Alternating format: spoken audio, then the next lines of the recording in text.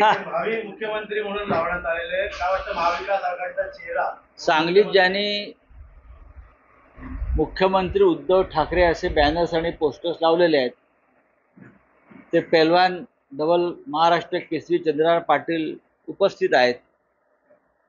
या लोकभावना आहेत. जे पोस्टर्स किंवा बॅनर्स ते काय आम्ही सांगत नाही, या लोकभावना आहेत आणि त्या आपल्या भावना लोक अशा पद्धतीने व्यक्त करत असतात. त्याच्याविषयी कोणाला दुःख वाटण्याचं कारण नाही. काही पक्षामध्ये तर 3-3 नेत्यांचे बॅनर्स लागतात भावी मुख्यमंत्री म्हणून, काही ठिकाणी 4-4 नेत्यांचे लागतात. आता ती काय महायुती म्हणतात, त्यात 7 लोक मुख्यमंत्री पदाचे उमेदवार आहेत. माननीय उद्धव ठाकरे यांनी या राज्याचे मुख्यमंत्री म्हणून जे नेतृत्व केलं संकट काळात, राज्य आणि देश संकटात असताना त्यांनी ज्या पद्धतीने राज्य चालवलं आणि राज्याचं जीविताचं संरक्षण केलं ते लोक विसरलेले नाही. एक आश्वासक चेहरा आहे. दुसरा असा आहे की संघर्षातून ते पुन्हा उभे राहिले, वारंवार उभे राहतात फिनिक्स पक्षाप्रमाणे. नरेंद्र मोदी आणि अमित शहा या 2 व्यापाऱ्यांनी गुजरातच्या सत्तेच्या बळावर, पैशाच्या बळावर, दहशतीच्या बळावर हिंदुहृदय सम्राट शिवसेना प्रमुख बाळासाहेब ठाकरे यांची शिवसेना ओरबडून घेतली. आमचं चिन्ह, आमचा पक्ष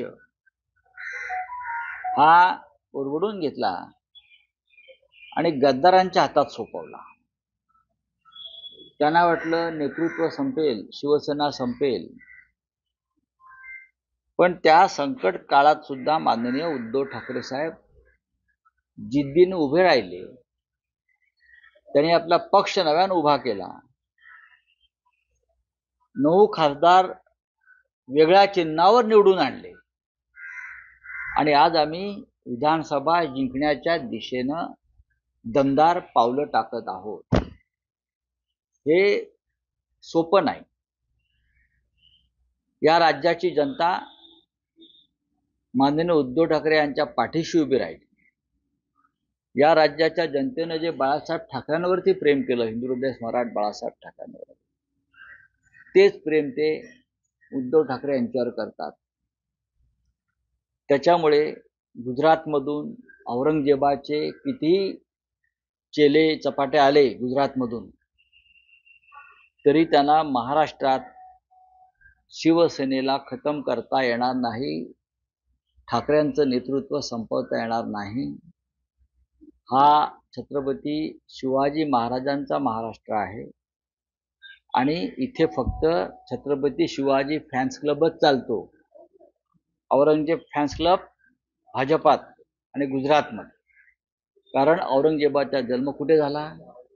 गुजरातमध्ये झाला. आमच्याकडे छत्रपती शिवाजी महाराज जन्माला आले आणि आम्ही शिवसेनाही त्यांच्या विचारानं निर्माण झाली.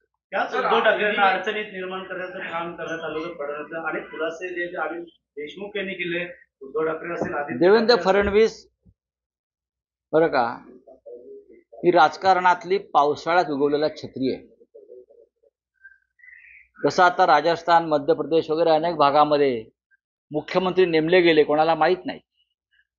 तसंच त्या काळामध्ये देवेंद्र फडणवीस यांना मुख्यमंत्रीपदी अनेक अनुभवी नेत्यांना डावलून केल्यामुळे देवेंद्र फडणवीस महाराष्ट्राला माहीत झाले. देवेंद्र फडणवीस यांना नेतृत्व करण्याची चांगली संधी प्राप्त झाली. पण कपट कारस्थानाचं राजकारण, दळभद्री राजकारण, महाराष्ट्राला कलंकित करण्याचं राजकारण त्यांच्या नेतृत्वाखाली झाल्यामुळे त्यांनी महाराष्ट्र कलंकित केला आणि आज महाराष्ट्र त्यांचा द्वेष करतो. या राज्याची जनता, या राज्याची बहुसंख्य जनता देवेंद्र फडणवीस यांना खलनायक मानते. त्याला जबाबदार ते स्वतः. एक उत्तम संधी त्यांनी नेतृत्व करण्याची गमावली. भारतीय जनता पक्षानं या महाराष्ट्राचं जेवढं नुकसान केलेलं आहे त्यांच्या कपट नीतीनं, ते भरून येणं सोपं नाही. त्यासाठी महाराष्ट्रामध्ये आम्हाला पुन्हा सत्तेवर यावं लागेल आणि जी घाण आहे फडणवीस आणि त्यांच्या लोकांनी निर्माण केलेली ती आम्हाला स्वच्छ करावी लागेल. आणि या राज्याची जनतेनं आम्हाला लोकसभेला आशीर्वाद दिला आणि या राज्याची जनता आम्हाला विधानसभेलाही आशीर्वाद देईल. देवेंद्र फडणवीस यांच्याविषयी इतकंच सांगेन, त्यांनी सत्तेचा गैरवापर केला.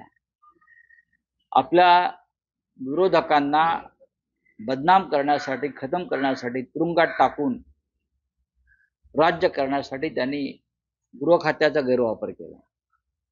त्यांच्या अवतीभोवती असे लोक आहेत भ्रष्ट, कलंकित, व्यभिचारी. चांगला गृहमंत्री असता तर त्याने 5 मिनिटात अर्ध मंत्रिमंडळ तुरुंगात टाकला असतं. इतके भ्रष्ट लोक त्यांच्या मंत्रिमंडळामध्ये आहेत. पण त्यांच्या सोबतीनं ते राज्य करतायत. हे महाराष्ट्राला, महाराष्ट्राच्या संस्कृतीला शोभणारं नाही. सर, आज नीती आयोगाची आज बैठक आहे. काय वाटतं महाराष्ट्राला काय मिळेल? महाराष्ट्रावरती 8 लाख कोटीचं कर्ज आहे.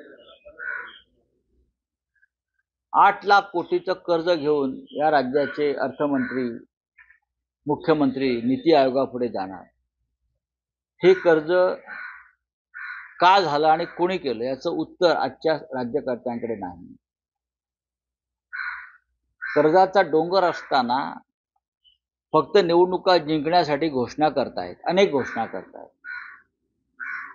नीती आयोग जो नीतिमान असेल तर ते मुख्यमंत्र्यांना विचारतील, हे पैसे तुम्ही कुठून आणणार? निवडणुका जिंकण्यासाठी सरकारी तिजोरीचा वापर ज्या पद्धतीनं होतो आहे, गेल्या 2.5 वर्षामध्ये आणि त्याच्या आधी आमदार आणि खासदार विकत घेण्यासाठी आमची शिवसेना, त्यातून नगरसेवकांपासून अनेक पदाधिकारी विकत घेण्यापर्यंत एकनाथ शिंदे यांच्या पक्षानं, त्यांच्या गटानं किमान 3 ते 4 हजार कोटी रुपये खर्च केले. हा पैसा राज्य सरकारचा, पण तो काळ्या मार्गानं लिक्विड कॅशच्या माध्यमात शिंदे गटाकडे गेला आणि तो राजकारणात भ्रष्टाचाराची गंगा ही कशी वाहते महाराष्ट्रात त्याचे उत्तम उदाहरण आहे. कालच्या लोकसभा निवडणुकीत, कालच्या विधान परिषद निवडणुकीत आणि उद्या होणाऱ्या निवडणुकीसाठी अशा पद्धतीनं या राज्याचे लुटलेले हजारो कोटी रुपये राजकारणामध्ये आणले जातील आणि भ्रष्टाचार आम्ही सहन करणार नाही असं सांगणारे नरेंद्र मोदी इथे त्यांच्या व्यासपीठावरती टाळ्या वाजवायला येतील. तो नीति आयोग की मीटिंग है आज, 6 राज्यों के मुख्यमंत्री विरोध कर रहे हैं जो अपोजिशन के हैं, किस तरह से देखेंगे? देखिए, नीति आयोग के आज के बैठक में इंडिया ग्रुप के मुख्यमंत्री नहीं जाएंगे, ये लगभग तय हो गया है. क्योंकि तमिलनाडु के मुख्यमंत्री स्टालिन साहब ने तो पहले कहा है कि हम नहीं जाएंगे. केजरीवाल साहब को जेल में डाला है. और भी मुख्यमंत्री है वो नहीं जाना चाहते. तेलंगाना के मुख्यमंत्री नहीं जाना चाहते, इसलिए कि नीति आयोग देश के विकास में समतोल नहीं रख रही है. आपने बजट में भी देखा है और नीति आयोग के कार्य में भी देखा है.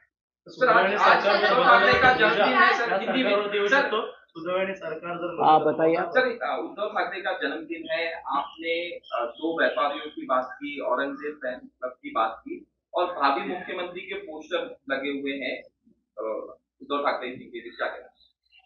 देखिए, उद्धव ठाकरे जी ने इस राज्य का नेतृत्व किया है बतौर मुख्यमंत्री, और संकट काल में जब इस देश में पूरे कोरोना का संकट चल रहा था तब उद्धव जी ने महाराष्ट्र को संभाला. यहाँ के लोगों की जान माल की रक्षा की. न जात देखा न धर्म देखा है किसी का. लोग आज भी भूले नहीं है. ये इस देश के नहीं, इस राज्य के लोगों की भी भावना है कि विधानसभा चुनाव के बाद फिर एक बार उद्धव ठाकरे जी के हाथ में इस राज्य की कमान हो. ये लोक भावना है. तो आज उनका जो जन्मदिन है तो उनके भावी मुख्यमंत्री मुख्यमंत्री, ऐसे पोस्टर लगे। उसमें से हमारे एक चंद्रहार जी पाटिल है, डबल महाराष्ट्र केसरी, उसने भी पूरे सांगली कोल्हापुर में पोस्टर्स और बैनर्स लगाए हैं। लोगों की भावना है, ये कोई राजनीति नहीं है। लोग चाहते हैं कि इस राज्य की नेतृत्व की बागडोर फिर एक बार उद्धव जी के हाथ में रहे। ये शुभकामना है लोगों की। तो फैन क्लब की बात की। उद्धव जी का नेतृत्व ऐसा है कि संकट के घड़ी में उनका नेतृत्व ज्यादा चमकदार हो जाता है। गुजरात के दो जो व्यापारी है राजनीति में, दोनों व्यापारियों ने कोई कसर नहीं छोड़ी शिवसेना खत्म करने की, उद्धव ठाकरे जी की लीडरशिप खत्म करने की। पूरी पार्टी का चुनाव चिन्ह खत्म कर दिया और बेईमान लोगों के हाथ में सौंपा। उनको लगा पार्टी खत्म हो जाएगी, लेकिन ये छत्रपति शिवाजी महाराज को जन्म देने वाला महाराष्ट्र है। औरंगजेब का जन्म गुजरात में हुआ है, तो औरंगजेब फैंस क्लब गुजरात से आता है।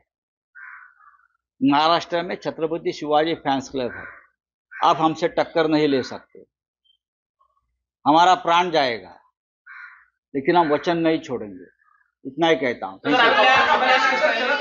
माजी नगरसेवक शिंदेच्या पक्षात गेल्याचा दावा मुख्यमंत्र्यांनी केलेला आहे। माजी नगरसेवक शिवसेनेचे जाऊ द्या ना। आतापर्यंत आमदार, खासदार, नगरसेवक पासून ते शाखा प्रमुखापर्यंत विकत घेण्यासाठी 3,500 कोटी रुपये खर्च झाले। काळा पैसा, ब्लॅक मनी। नरेंद्र मोदी काय म्हणत होते?